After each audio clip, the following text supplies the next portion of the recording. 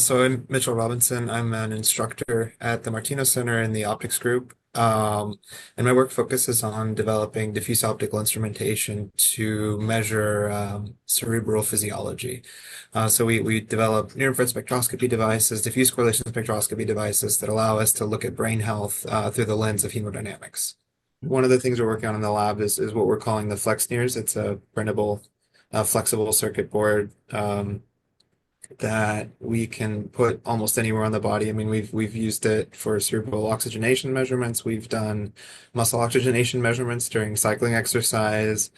So any sort of hemodynamic signal you want to monitor, you can do this thing that costs like $100. And so maybe it won't be necessarily at the consumer level where someone's buying this device, but in terms of health management, somebody with their doctor might say, okay, we're going to give you this thing that's kind of like an Apple Watch. It's a little bit more, you know, involved in terms of what processing we're doing, but that we could pull out some health signals that you could do preventative care with as well.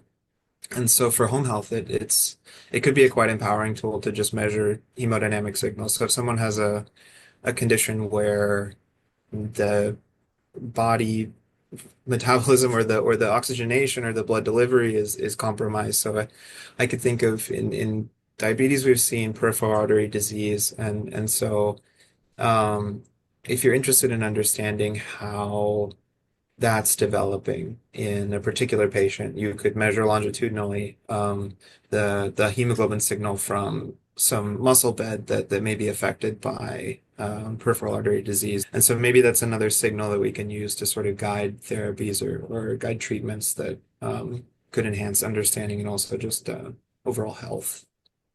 I hope we move toward more preventative health, and I think having cheaper, more accessible technologies definitely helps with that. I think that's one of the benefits that the diffuse optical technologies, as opposed to MR or CT or PET, is that we can take it out of the lab and sort of just put it wherever we want it. If once you make that device that's wearable, that's long enough battery life to be useful, you can just put it on something and measure.